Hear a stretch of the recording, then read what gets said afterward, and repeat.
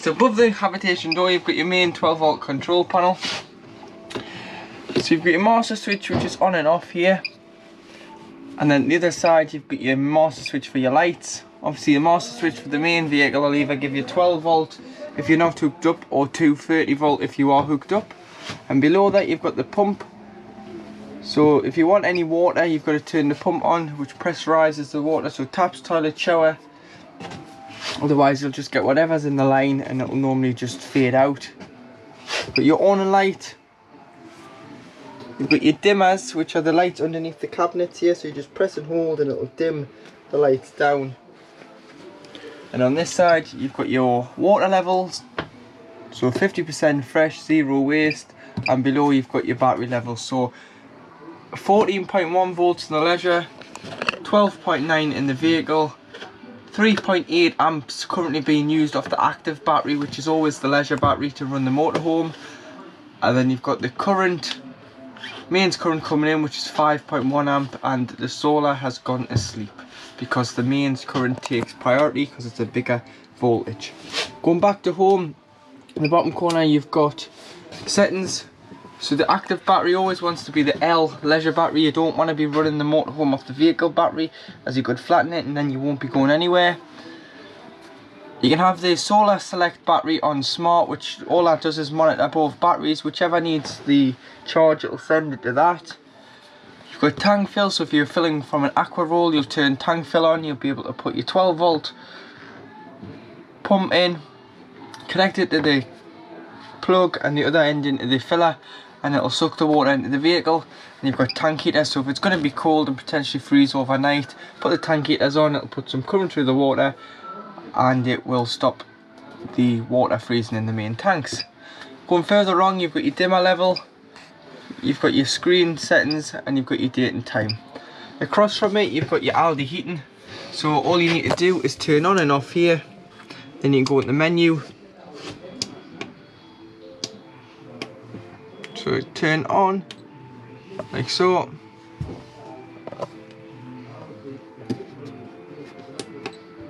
And you've got the house with a thermometer in. This is the temperature of the vehicle, so plus and minus will go all the way up to 30 degrees. And then below you've got the shower head.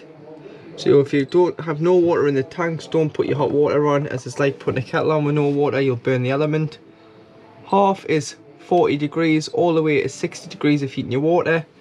And then below you've got your, if you're on site you can have it on electric, so you can have it on 1 kilowatt or 2 or 3 depending on what amperage the site gives you. Or if you're wild camping you can turn the gas on, which is just here on the bottom, the green. Or if you're really desperate for water or heating and you want to heat the vehicle far quicker, or the water, put the electric and gas on together. Both sources together will drastically reduce the time it takes to heat the vehicle or the water.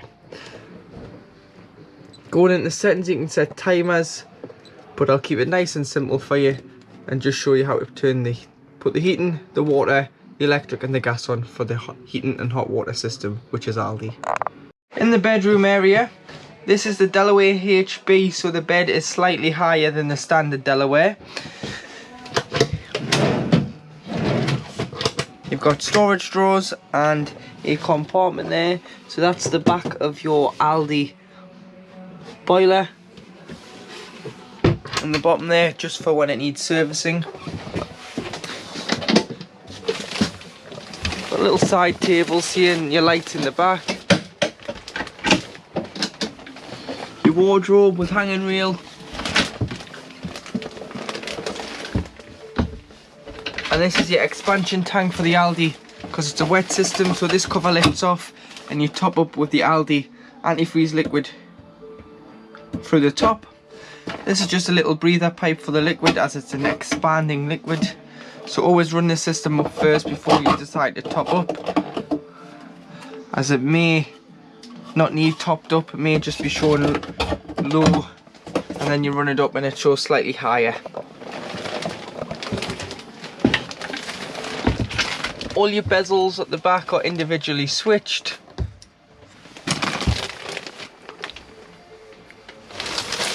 You've got storage above.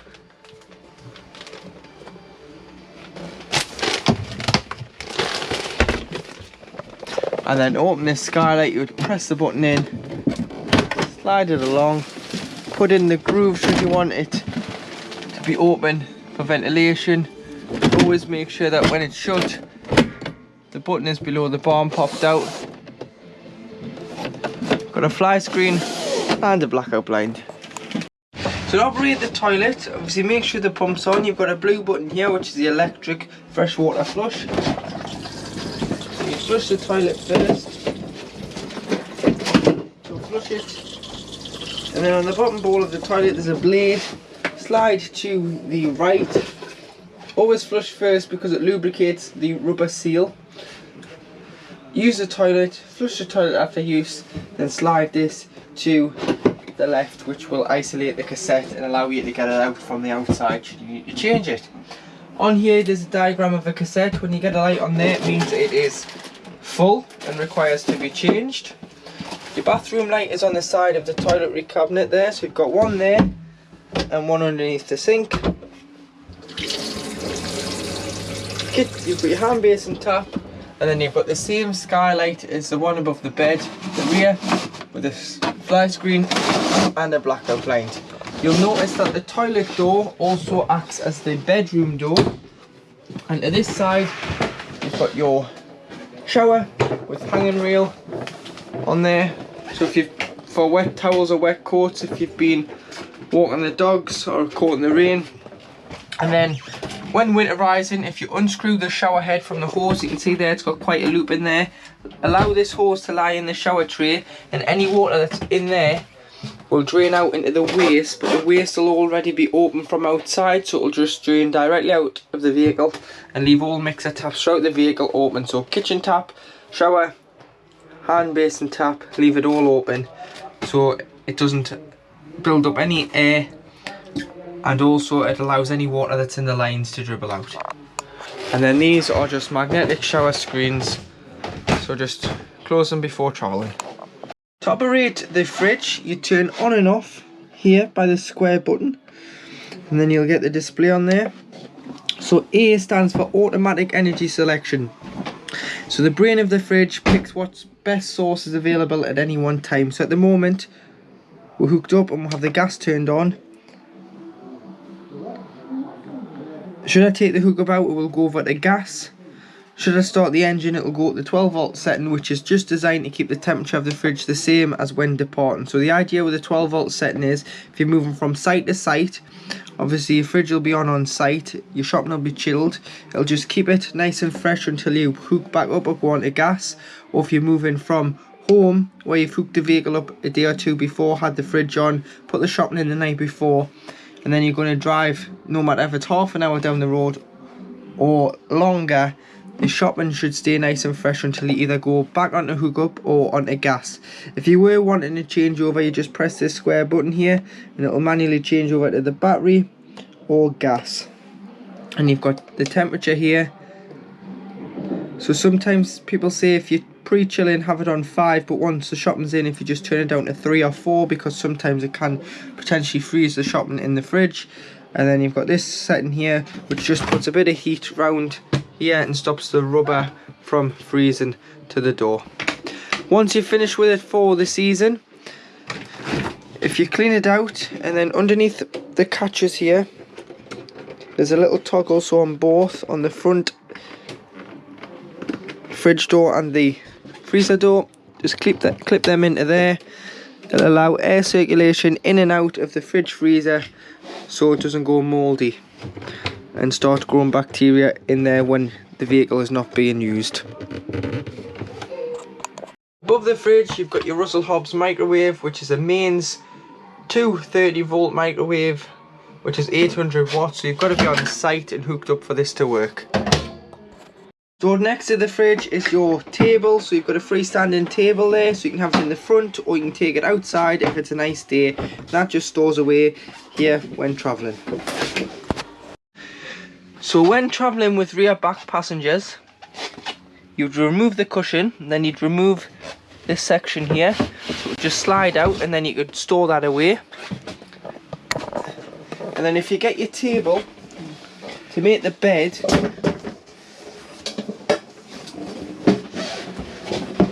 simply lift up, slide onto here, slide underneath as well. You slide that in to the groove there, slide it all the way back. It forms the bed board, and then you would slide this one out, and there's a leg underneath.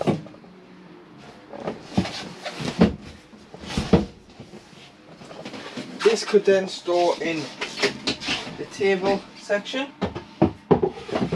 just out the way. Pull that forward, drop that in behind, like so.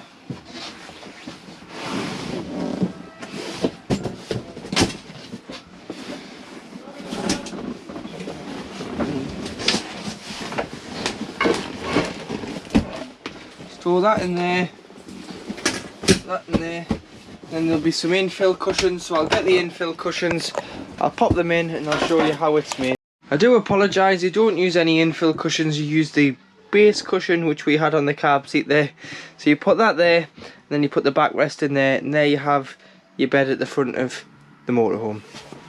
So now in the cab, to the right of the driver is your handbrake, and then to black the side windows of the cab out, you've got Remus carb lines, so you'd pinch and slide these out, so that'll do the driver and the passenger. And then on the passenger door itself,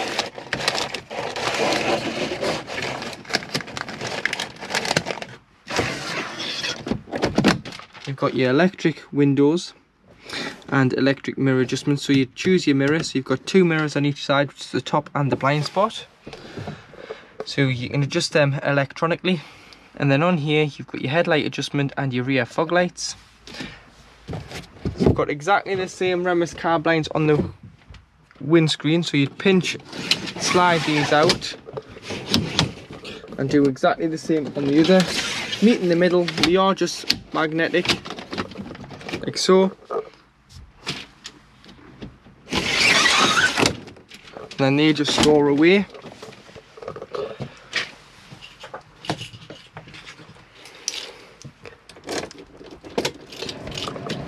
And then here you've got your trip computer on the end of your wiper stalk, which will tell you your range, your average consumption, your instant consumption, your travelling times, your distance travelled, and so on. You've got your hands-free, this will scroll through your radio tracks, your media and your contacts, your volume and mute. Lights and indicators, cruise control speed limiter, so it's off in the middle, up for cruise control, get your desired speed and push it up. To accelerate, push and hold, and to decelerate, push down. Should you need to cancel, you can cancel it with a foot brake or on the wiper stalk, or on the end of the stalk, sorry. And then if you want to resume it, so to the last speed set before the engine's turned off, you would just press resume. Should you want the speed limiter, scroll to the bottom on here, and then if you push up slowly it goes up in ones, if you push and hold it goes up in fives. And then you do have the kick down function, so if you put the accelerator at the floor it'll override the speed limiter, as this is a safety feature.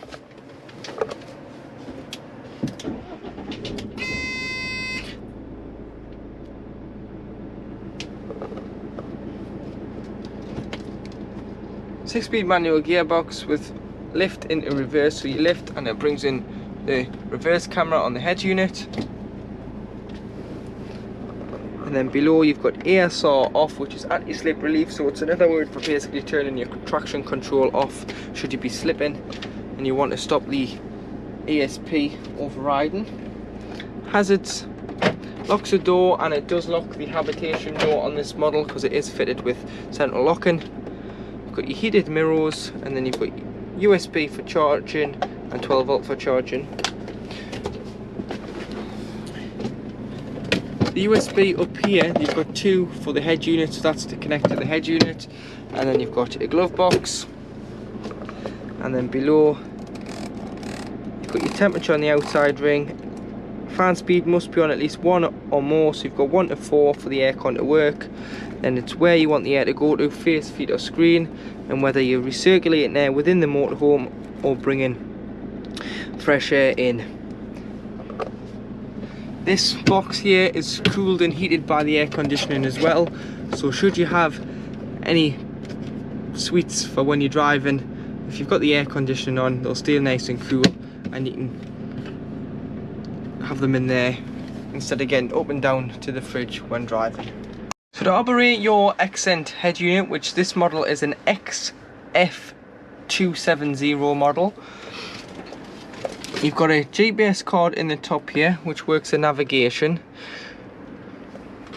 So what you do is you click for navigation, click in the bottom left hand corner, you see where you are on the map, go to new route, go to address, and then in the middle you've got a choice of the country, you've got a choice of the town and postcode, so that's where you'd likely put your town and postcode in. There, and then you can put your street name in there, and then you go to town, it'll show you a preview of where you're going, and then you just press set as destination. On this will turn to green and you'd click there, and that'd be you sorted for putting your address in. On this side it'll tell you your time of arrival, time left, your distance and your miles per hour, your arrival, your distance and your time left, so it'll tell you all that. Radio is FM AM, and you can press preset, so you can save 6 radio channels, or you can go back to home and it's is DAB, so you can go to list, you've got your national, your regional channels and your BBC channels, and again once you're happy with finding your favourite stations you can go to preset and save 6. Scrolling along you've got Bluetooth, so you press Bluetooth, you'd search for Accent on your phone. At the same time as searching, this is searching, and it'll come up with your phone model or name, and you just press pair. Then it'll come up on your phone whether you want to allow your contacts to be downloaded, press allow, and it'll download your contacts into the head unit. And then this is where, if you were using your phone to stream off Bluetooth audio, you'll get the little music icon here, and you'll be able to stream your music Bluetooth off your phone. Scrolling further along you've got USB, iPod, which all works through the USBs. You've got camera, so you can have the camera on when going forward, but that'll only work when the engine's on. So at the minute the ignition's on, so as soon as you put the engine on you'll be able to have the camera on permanently, but then you'll be able to come out of it to go onto the various other settings. And then you do have your settings at the end, so if you go to other you can view the software that it's running, so it's running V2.4, which is the latest software. Should the head unit get slow or glitchy, it might mean that it needs an update, so if you just go on to Accent's website, updates, F270 is the model, download it on it with a USB stick, pop it in the USB, and then you'll want to press install software, start update, and then when the USB is in, this tick will illuminate and you'll be able to tick the screen, and that'll download your latest softwares. At the bottom you've got shortcuts, so you've got home, nav, camera, DAB, alternative and Bluetooth. So you can go in shortcuts which are designed for when you're driving, so you can go in and out without taking your eyes off the road.